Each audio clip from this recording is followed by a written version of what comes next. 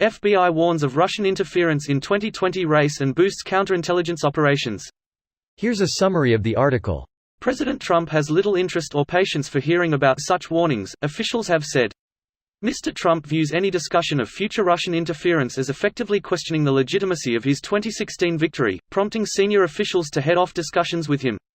Outside of meetings with Mr. Trump, intelligence officials have continued to raise alarms. Intelligence officials have said Russia has kept up its interference operations since the 2016 election, continuing through the midterms and most likely to intensify during the next presidential campaign, albeit with new tactics.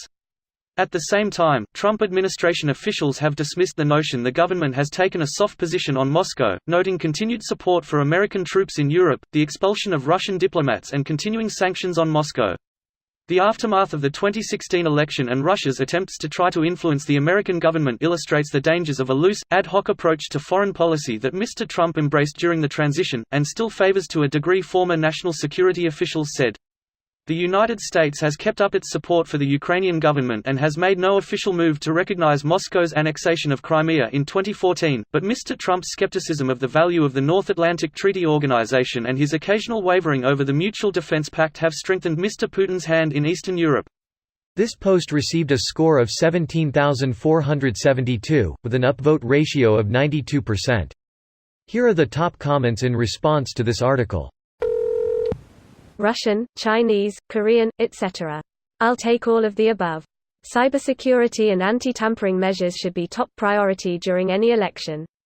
Does military spending go into cybersecurity at all? Cybersecurity being a defense makes sense. We spend so much yet it seems like we get hacked left and right. Of course.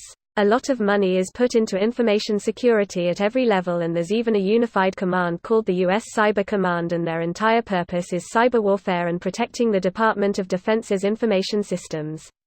No system is bulletproof, unfortunately. Interesting. If this is the case, where did we go wrong? I can understand that maybe private companies do not exactly fall under the DoD's domain, but elections?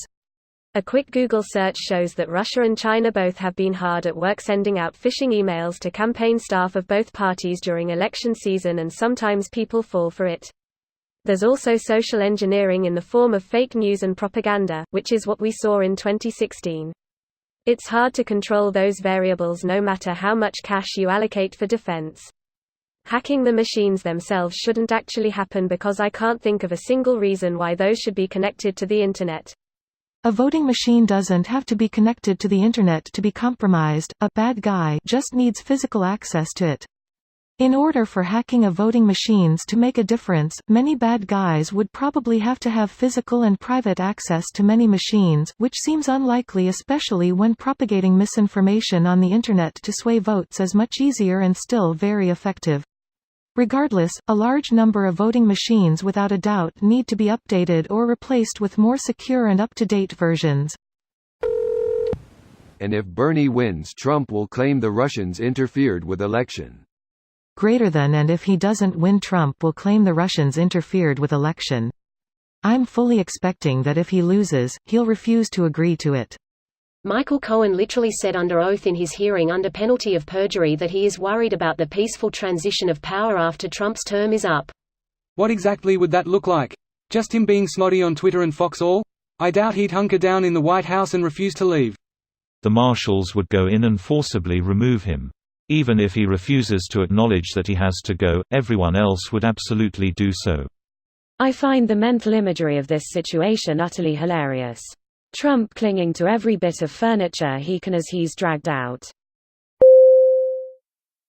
This video was automatically created by Reddit to speech. The article and comments in this video were selected from Reddit according to their upvotes, and any paraphrasing was performed by smmry.com, without any human intervention.